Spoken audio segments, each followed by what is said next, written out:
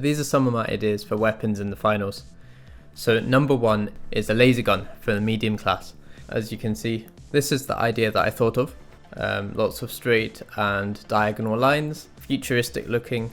So the way this gun would work with damage is actually the longer you're on a target consecutively, the more damage it would do over time. So say this is 1, 2, and 3 seconds. So when you first hit the target, it wouldn't do much damage, and then it would slowly start to build, and then it would get to a point about there where it wouldn't do any more damage. It wouldn't keep going up. That would be the max. But if you miss the target, you'd start doing damage, and then it would go down because you'd be off it, and then you'd go back on them, and then it would go back up, do even more damage. And then if you come off them again, it would do less, and back on them here. So I think this gun would be very good against heavy class and not so good against light class, and it would definitely reward good tracking. I feel like laser guns are very hard to do, and I think doing it like this would make it quite balanced actually. So the next gun is for the heavy class, and what the heavy class does not have is a burst fire gun. So I thought with this it could be a burst fire SMG with a 30 bullet mag, a decently fast fire rate, and a decently quick time between each burst. So the unique thing about this weapon is that it has a clear shield on top of it with about 30 HP, so it should be able to take between 2 and 3 shots from various weapons, and it would be paired best with hiding behind a shield and standing up and being able to shoot a burst and crouch down again.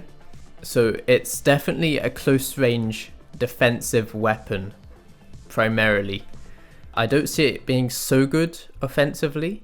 I see it working but not being amazing, and it's for players who like to deal damage and not take very much damage back. I would think that's how this gun would be played. Next weapon, I'm not even going to draw it. It's a deagle for the light class.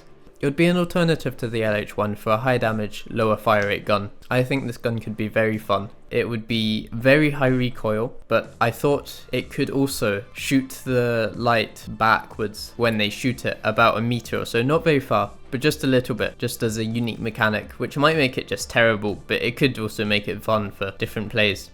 So I'm gonna draw this one while I'm recording it. So this isn't a gun, but this is an oil spill, and it would come from an oil can.